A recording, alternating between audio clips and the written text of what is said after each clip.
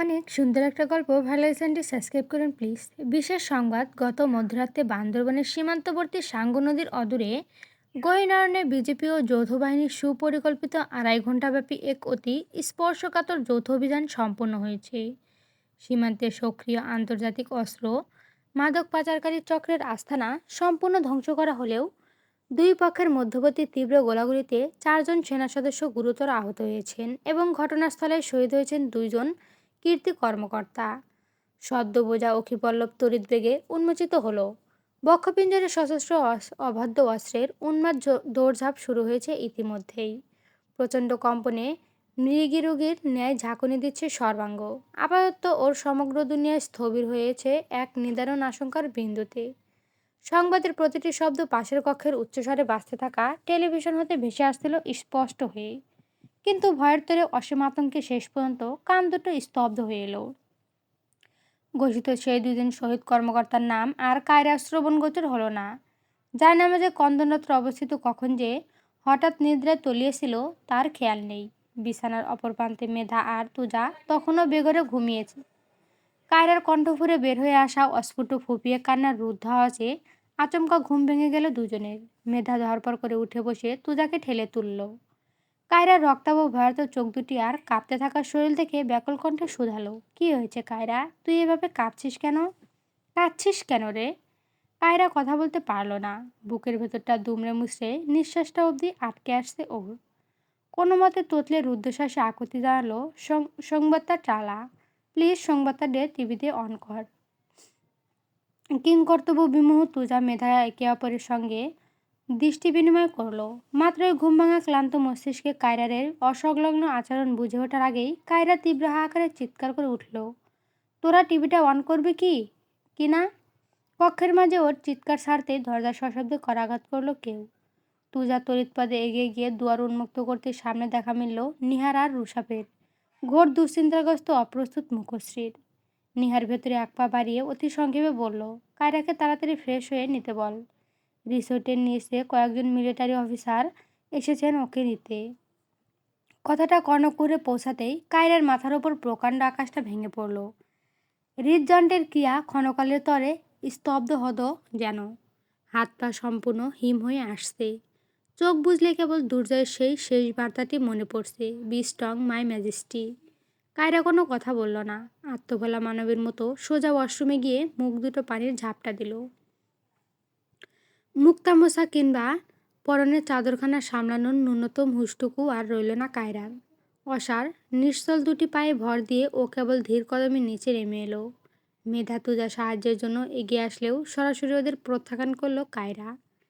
নিচে নামতে 2 জন মহিলা সেনা সদস্য এগিয়ে এসে কেবল বলল, আমাদের সঙ্গে চলুন। কায়রা যান্ত্রিক বেগে গাড়িতে উঠল। অশ্রুহীন শুষ্ক নেত্রপটে কেবল এক সীমাহীন শূন্যতা। ঠোঁট দুটো বারংবার কেঁপে উঠলেও ভেতর হতে কোনো শব্দ নির্গত হলো না।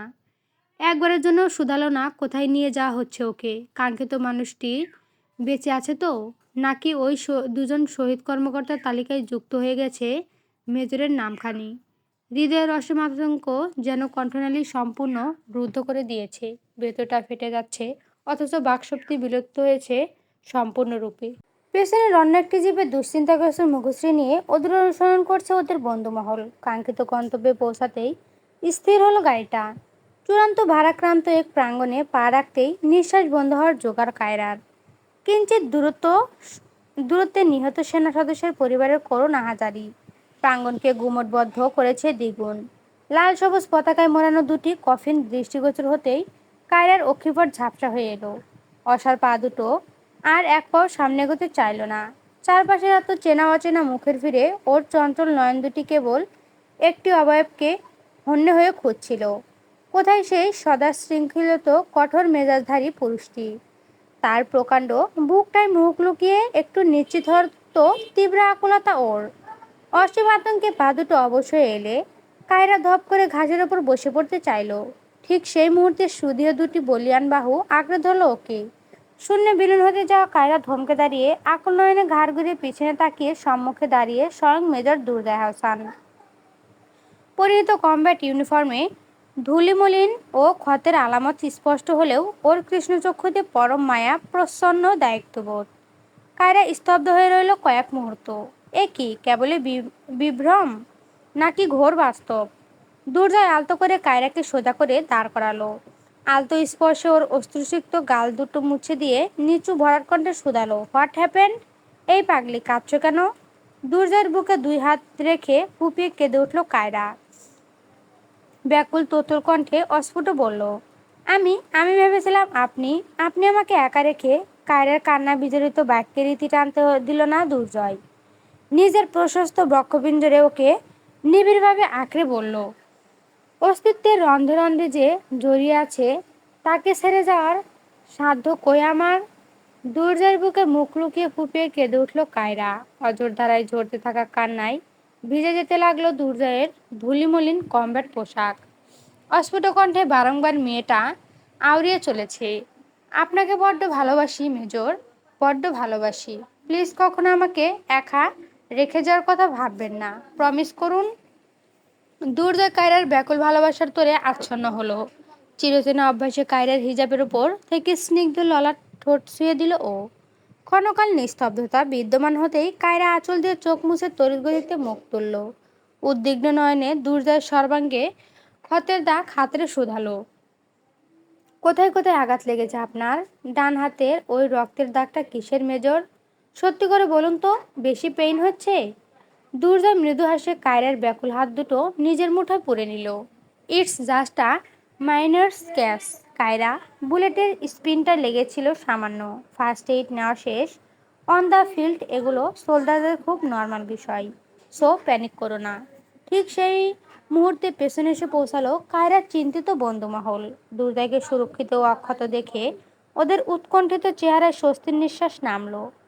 তবে প্রাঙ্গণ বিরাজমান শোকার্ত পরিবেশ অনুধাবন করে সবাই নিস্তব্ধ দাঁড়িয়ে রইল। সামনের সুপ্রসিদ্ধ মাঠে তখন শহীদ সেনা সদস্যদের প্রতি অন্তিম সামরিক সম্মান ও শ্রদ্ধা নিবেদনের বেদনাতুর প্রক্রিয়ার সূচনা হচ্ছে। জাতীয় পতাকায় মোড়ানো দুটি কফিনের সম্মুখে সুবিন্যস্ত সারিতে দাঁড়িয়ে সেনাদল।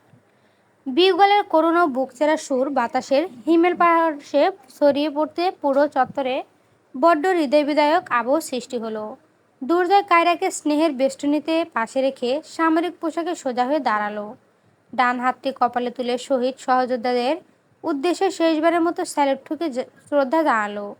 অশ্রুসিক্ত নয়নে সেই অকুতোভয় বীরদের শেষ বিদায় প্রত্যক্ষ করল কায়রা ও তার বন্ধুরা। সহযোদ্ধাদের হারানোর বেদনা ও দেশের জন্য আত্মত্যাগের এক অপরিসীম মহামান্বিত বাস্তবতা হৃদয় দিয়ে স্পর্শ করলো প্রাঙ্গণে উপস্থিত থাকা প্রত্যেকটি প্রাণকে। আচ্ছা মেধা, ভালোবাসা কাকে বলে? তুজা কায়রাদের দিকে আচ্ছন্ন নেত্রে চেয়ে আছে। কত যত্নে কায়রাকে আগলে রেখেছে দুর্জয়, একদম ছোট্ট বিড়াল শাবকের ন্যায়। মেধা ঘাড় ঘুরিয়ে ওর দিকে চায়। প্রশ্নের উত্তর না পেয়ে তুজা পুনরায় শোধায়, বল না, ভালোবাসার সংজ্ঞা কি?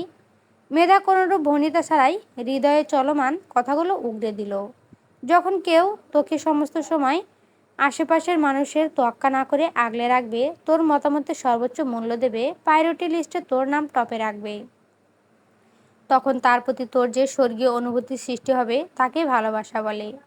তুজার ঘোর কাটে। জিজ্ঞাসু দৃষ্টি সরাসরি মেধার দিকে নিবদ্ধ করে বলে, কিন্তু এটা তো বন্ধুত্বেরও হয়। হুম, ভালোবাসায় একটা স্পেশাল ফিলিংস আছে, যার সাথে কথা বলেও শান্তি, একটা অন্যরকম টান, যা সব সম্পর্কে থাকে না। তবে আমি যে এমন প্রায়োরিটি অন্য একজনের কাছ থেকেও পেয়েছি, কিন্তু কোনো অন্যরকম ফিলিংস তো আসেনি। তুজার আনমনে বলা কথাটাই মেধা কৌতূহলী দৃষ্টি এনে ওর দিকে চাইল, প্রশ্ন করতে গেল কার থেকে, কিন্তু তার আগে বাকি 3 সদস্যের উপস্থিতি চাপা পড়ল তা। নিহার ওদের উদ্দেশ্যে বলল, পরিস্থিতি আপাতত স্বাভাবিক, কায়রা মেবি দুর্জয় ভাইয়ের সঙ্গে যাবে, আমরা রওনা দিচ্ছি। ওরাও দ্বিমত করলো না, একত্রে রওনা হলো রিসর্টের উদ্দেশ্যে। প্রাতরাশ সেরে কক্ষে এসে শরীরটা বিছানায় এলিয়ে দিয়েছে পায়রা। শীতকালীন বেলাগুলো যেমন হয়, স্নেহমান রোদের উপস্থিতি ভোরের নির্দেশনা দিলেও ঘড়ির কাঁটার যে ভ্রম ভাঙছে। বেলা 10:30 এখন। মেসেঞ্জারে বান্ধবীর সঙ্গে খোঁজ গল্পে মগ্ন। সমগ্র বাড়িটা আপাতত ফাঁকা। নূরা বেগম এবং আঞ্জুমান ইয়াসির পায়রার মামাতো ভাইয়ের বিয়ের কেনাকাটা করতে গিয়েছে, আর আনোয়ার ইয়াসির তো নিজের অফিসে। আচানক ফোনটা বেজে উঠতে পায়রা সরু দৃষ্টিতে দেখল অপরিচিত নাম্বার। কিঞ্চিত অপ্রস্তুত হয়ে তা রিসিভ করে হ্যালো বলতেই অপর প্রান্ত থেকে ভেসে এলো এক উদ্বিগ্ন কণ্ঠ, হ্যালো, কেডা? সাইমন বাজান্ডে চিনেন? মুই সিরাজ স্যারের নাম্বারে কল দিছি, মাগার ফোন ধরেন নাই কা। বাজানের মেলা জ্বর, একটু কইতে পারবেন কিতা করতাম? বয়স্ক লোকটার কথা স্পষ্ট, বড্ড পেরেশান তিনি। তবে সব ছাপিয়ে সাইমনের নামটা অবাক করলো পায়রাকে। ওর জ্বর, কিন্তু সিরাজ আঙ্কেলের সাথে যোগাযোগের পথ রুদ্ধ এখন। উনি বর্তমান ইউএসএ বিজনেস ট্যুরে। বাবাকে কাল কথা বলতে দেখেছে ও। দিক দিক জ্ঞানশূন্য হয়ে চিন্তিত স্বরে ও বলল, আপনি চিন্তা করবেন না আঙ্কেল, আমি আসছি। জ্বর কি খুব বেশি? হ মা। আচ্ছা, আপনি পেরেশান হবেন না, আসছি আমি। ফোন কেটেই কোনোরূপ প্রস্তুতি ছাড়া বেরিয়ে গেল ও। মিনিট 25-এর ব্যবধানে এক বিশাল বহুতল ভবনের সম্মুখে এসে থামে পায়রার গাড়ি। দ্রুত গাড়ি থেকে নেমে লিফট ধরে সাইমনদের প্রকাণ্ড ফ্ল্যাটের সামনে এসে দাঁড়ালো।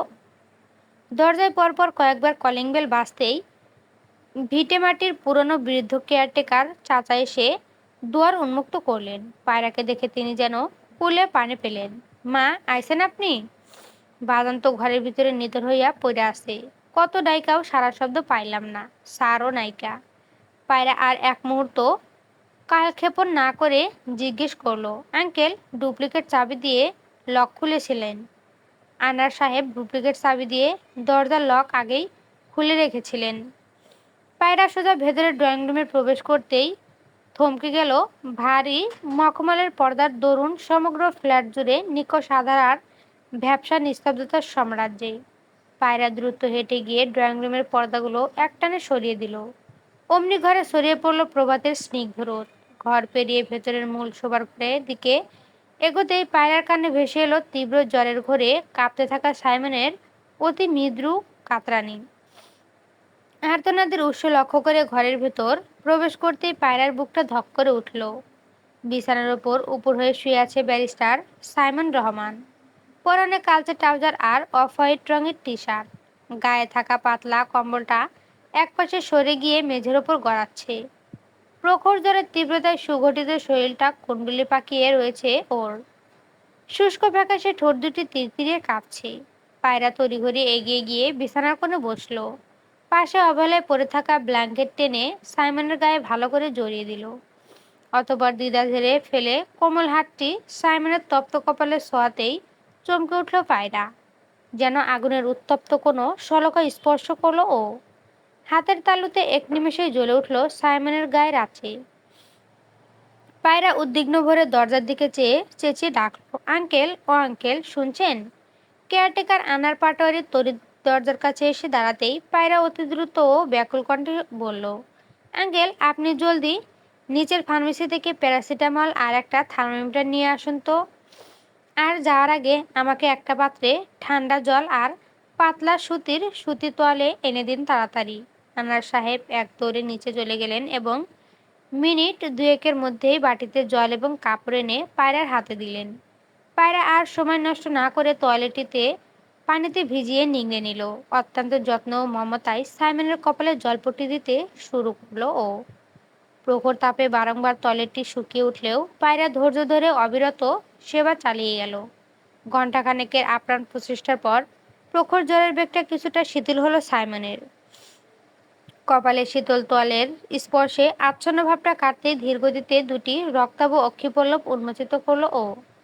ঘরের ছাদ ঝাপসা হতেই স্পষ্ট হতেই চোখের সম্মুখে কায়মনোবাক্যে সেবা দিতে থাকা স্নিগ্ধ রমণীর অবয়বটি দৃষ্টিগোচর হলো। পায়রাকে নিজের শিয়রে বসে থাকতে দেখে সাইমন চরম বিস্ময়ে এক পর্যায়ে ধরফর করে লাফিয়ে উঠতে গেল। পায়রা, ইউ হিয়ার! কিভাবে? কিন্তু শারীরিক চরম দুর্বলতার দরুন মাঝপথেই ওর পুরো শরীর প্রতিক্রিয়া দেখালো। দৃষ্টি জুড়ে অন্ধকার ঘনিয়ে আসা মাত্রই সাইমন পুনরায় বিছানার বুকে ঢলে পড়তে নিল। পায়রা চট করে সামনে হাত বাড়িয়ে ওর কাঁধ আঁকড়ে ধরে সামনে নিল।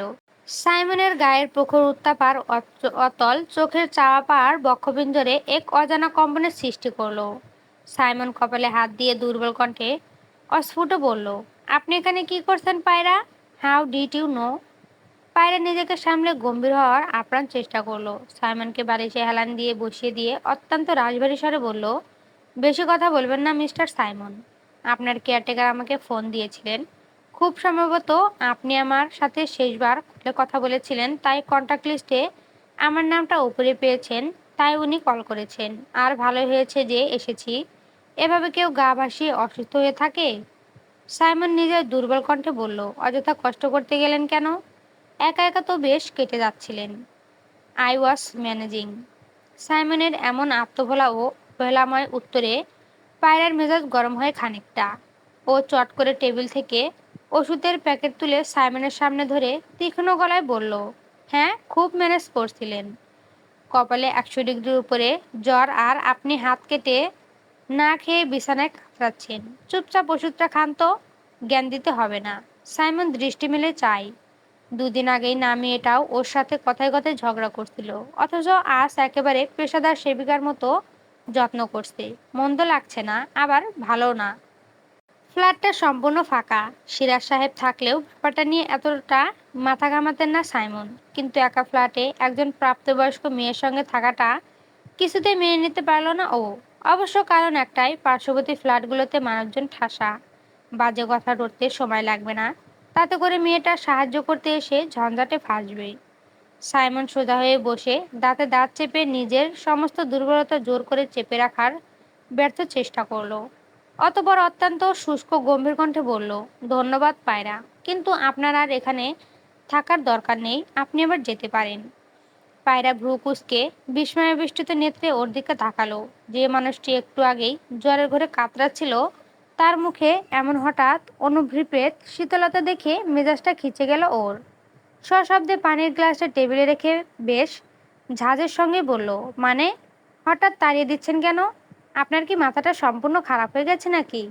সাইমন পায়রার চোখের দিকে সরাসরি তাকাতে পারল না। দৃষ্টি এড়িয়ে কণ্ঠে যথাসম্ভব কৃত্রিম কঠোরতা এনে বলল, আমি সত্যি বলছি, আই অ্যাম একদম ফাইন নাও। একটু পরে আমি নিজে ড্রাইভ করে ডাক্তারের কাছে চলে যাব, so you don't have to worry. আপনি প্লিজ এবার আসুন। আপনি ফাইন? শরীরে এখনো চৈত্রের রোদের মতো উত্তাপ, আর আপনি বলছেন একা একা ডাক্তারের কাছে যাবেন? ঠাট্টা করছেন আমার সাথে? চলুন, আমি আপনাকে ডাক্তারের কাছে নিয়ে যাচ্ছি। পায়রার এহেন অদম্য জেদে সাইমনের ভেতরের শক্ত বাটটা ভেঙে যেতে চাইলেও ও নিজেকে সামলে নিল অত্যন্ত সংযমের সাথে। অত্যন্ত নিচু অথচ দৃঢ় কণ্ঠে বলল, বুঝতে চেষ্টা করুন পায়রা, এখানে বেশিক্ষণ থাকাটা আপনার জন্য ঠিক হচ্ছে না। খালি ফ্ল্যাটে একটা প্রাপ্তবয়স্ক মেয়ের এভাবে অচেনা পুরুষের সাথে থাকাটা আশেপাশের মানুষ ভালোভাবে নেবে না। হয়তো কটু কথা বা স্ক্যান্ডাল রটবে, যা আমি কোনোদিনও হতে দেব না। তাই বলছি, just let me handle this. Please এবার বাড়ি ফিরুন। সাইমনের দূরদর্শী অথচ সংবেদনশীল কথাগুলোর পেছনের প্রচ্ছন্ন সুরক্ষা বলয়টি মুহূর্তেই উপলব্ধি করতে পারল পায়রা। ওর স্পষ্টভাষী মেজাজটি নিমেষে যেন শান্ত হয়ে এলো। বুঝতে পারলো লোকটার এই রূঢ়তার পেছনে কেবল ওরই সম্মানের ভাবনা লুকিয়ে আছে। পায়রা আর জোর করলো না। এক দীর্ঘশ্বাস ফেলে টেবিল থেকে নিজের হ্যান্ডব্যাগটি তুলে নিয়ে সাইমনের দিকে শান্ত চোখে চাইল। ঠিক আছে, আমি যাচ্ছি, কিন্তু প্রমিস করুন এখনই আপনি কেয়ারটেকার আঙ্কেলকে সাথে নিয়ে ক্লিনিকে যাবেন আর আমাকে ফোন করে আপডেট দেবেন। সাইমন মৃদু মাথা নেড়ে অস্ফুট বলল, প্রমিস। সাবধানে বাড়ি পৌঁছাবেন। পায়রা সম্মতিসূচক মাথা নাড়িয়ে ধীর কদমে প্রস্থান করলো। চলবে? নেক্সট পার্টের জন্য কমেন্ট করবেন প্লিজ।